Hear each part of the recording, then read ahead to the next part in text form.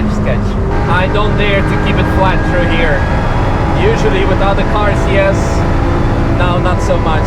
If you like the Nürburgring, and assuming you do because you clicked on this video, go to nürburgring.com, where you can find all kinds of Nürburgring licensed products co-designed by me, ranging from socks to official Nürburgring 360 roadbook co-written by me, and even Christmas sweaters, including kids collection, and many, many more Nürburgring licensed products to come. So go to nürburgring.com, which stands for Nürburgring Embassy, and become our brand ambassador. Exige S.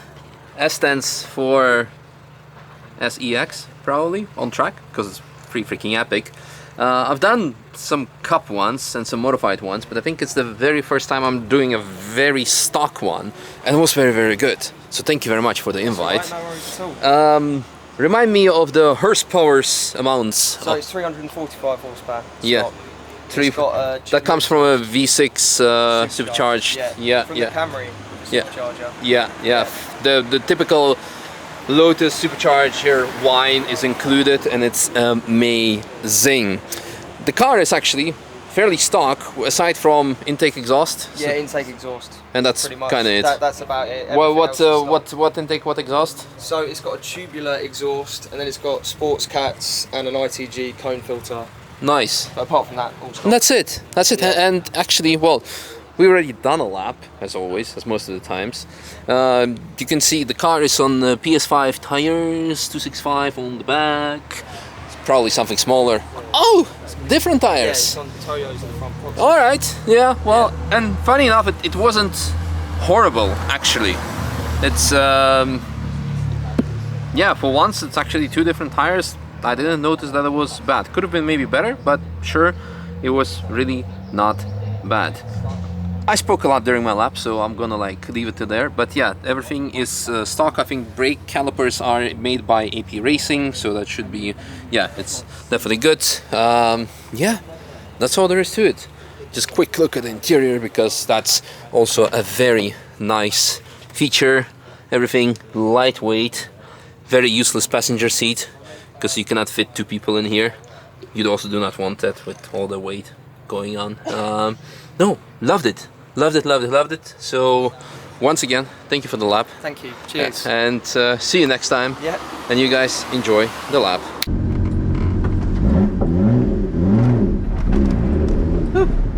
Rough clutch. Alright, so this goes here. The mic, as we learned previously, goes here so it doesn't fall off. Window goes closed because it's gonna be loud enough. The car is in race mode. We just need to warm it up, obviously. And what else? We should be good. Let's proceed. Let's have some fun. Exciting.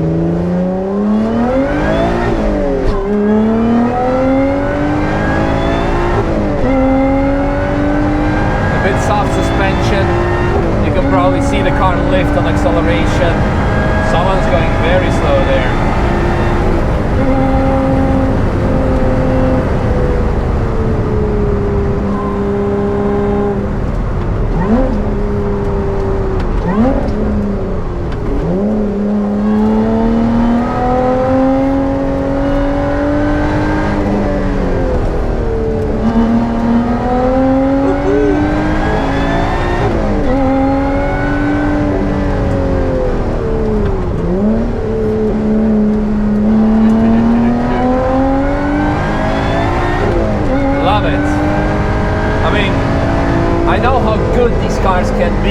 Once you put different suspension, brakes, tires on.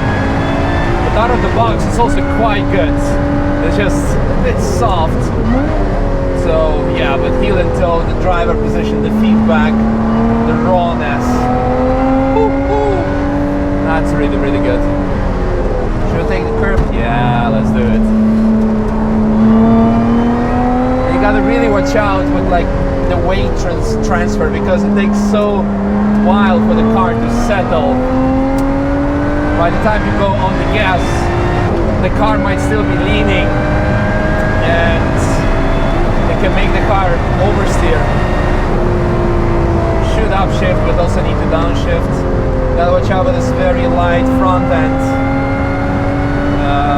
It really needs like splitter or maybe less of a wing or different suspension. Woo-hoo. We'll take it easy through here. Oh, it's very light. Sketch. Yeah. I should have put pedal cam. I really want to reintroduce it in my videos. Especially cars like this. Makes it really worth it.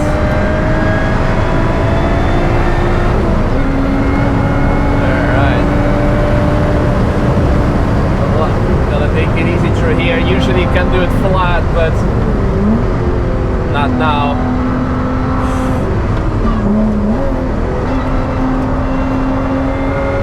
I love the Lotus. Cannot wait till we finish the Speedster project. Woohoo! That's gonna end up on Seaside Supercars. Oh yeah, the whine of supercharger, the exhaust note. It's so good. Yeah, I got it watching out. Lots of into Metzgersfeld. You have lots of not the surface changes. Yes, surface, but like the undulations, whatever. Like it goes from up to down to left to right, and you really want to be well positioned for the braking zone and turning. So it's not gonna shift mid corner in this car. Oh, dancing.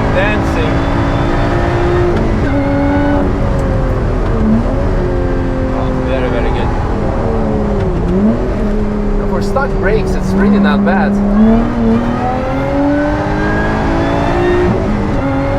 Love it.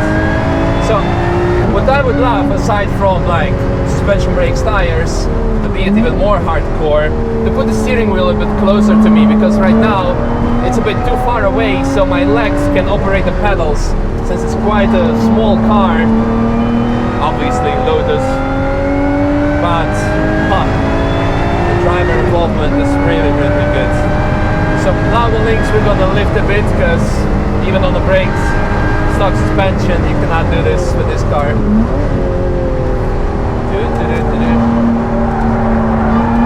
Woo!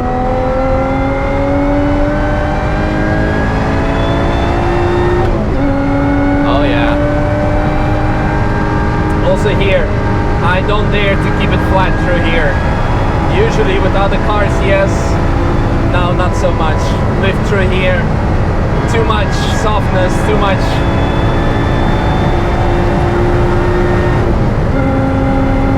Fifth feels like an overdrive gear. We'll go early on the brakes for move curve. Rev match to fourth. Easy. The firm suspension, because you really want to attack these corners. Oh yeah.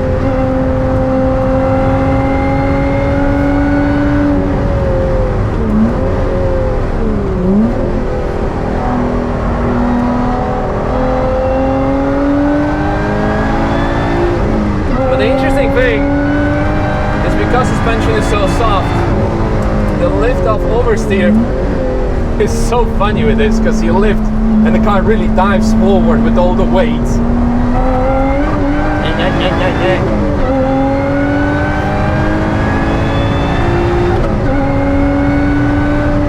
Taking it easy, la. Don't touch the fake grass.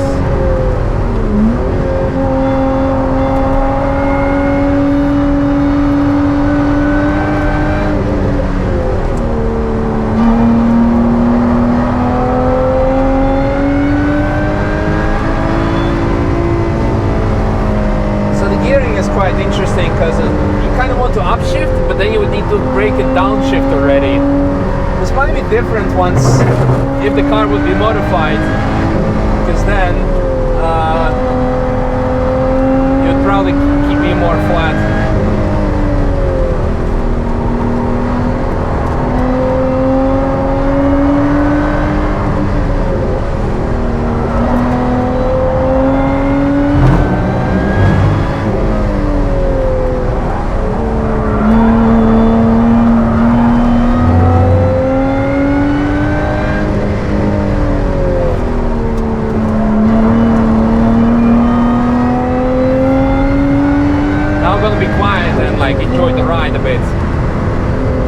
focus on the driving.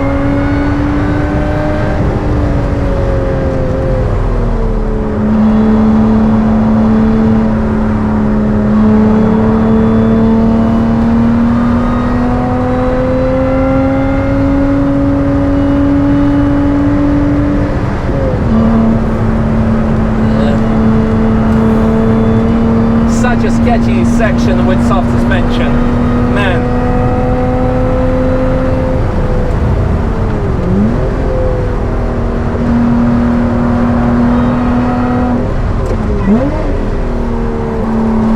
Rent a car, rent a car.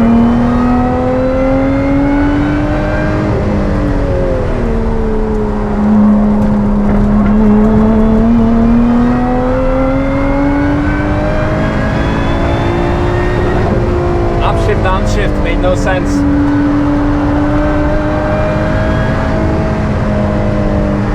You can play with gear ratios probably, or just raise the rev limiter slightly. Because here it's at 7. I'm sure, well, I'm not sure, but probably can take 7.5. Yeah, too bad there was a bit of wind noise, but I guess it belongs to the experience. Freaking epic. I mean, what should I say? Lotus is a proper track car. If we didn't have the Opel Speedster that started our company, I would probably buy one, because it's epic. It's like, it doesn't have anything unnecessary. Like in this case, wait, I might sneeze.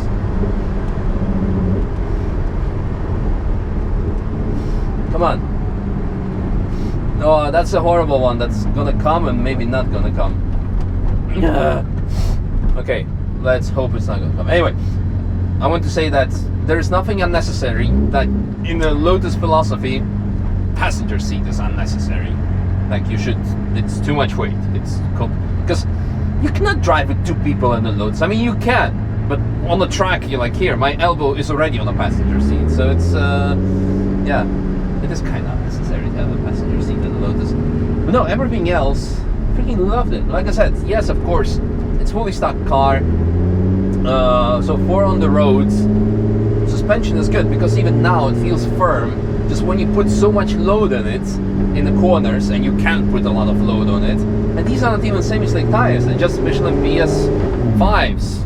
It's street tire, like very, very good and capable street tire, as you can see. But imagine putting semis on, then the car will be just like really undrivable to an extent. So I think if you put semis on, you definitely need a different suspension. This is also one of the highest mileaged Lotuses I've seen / driven. 80,000 miles. So in kilometers, that's like 115 or something thousand. So probably in addition to the suspension, the bushings are probably also a bit old and shot. So yeah, put just brakes, tires, and suspension on. But now it's like really important. Now it becomes a track weapon, like we've seen.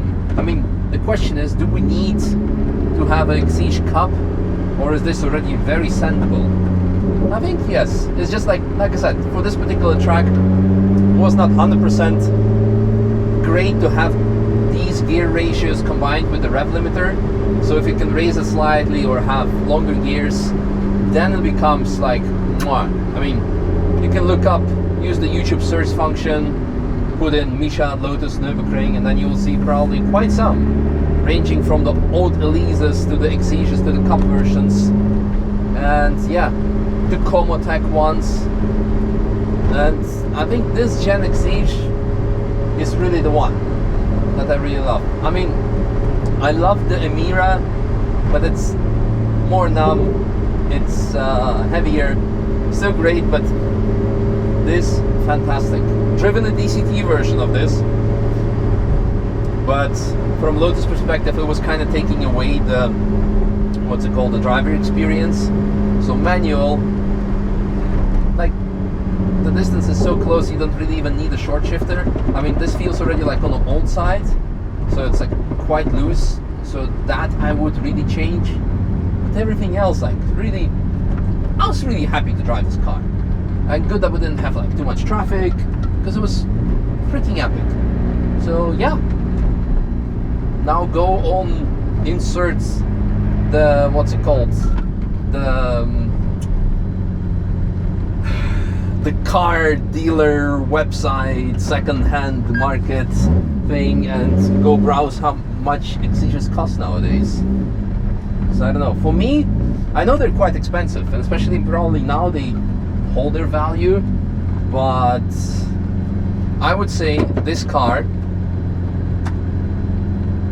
performance-wise, you know what? I cannot rate cars on the numbers. What's it called? On the like, I cannot put rating to the cars by the Nürburgring license agreement in TF, because then it becomes like a very review that you're trying to push and something, very fine details.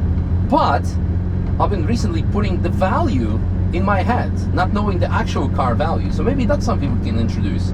So I would say this car, in value to me, I would put it between 50 to 70,000 euros. I think 50 is a good one, 40 for a not that great one maybe.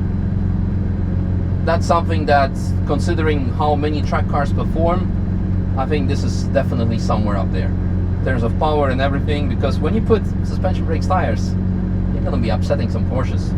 Alright, I gotta run and do some other laps with the other car. I don't know where's the other car, somewhere there. So thanks for watching, and see you next time. Bye.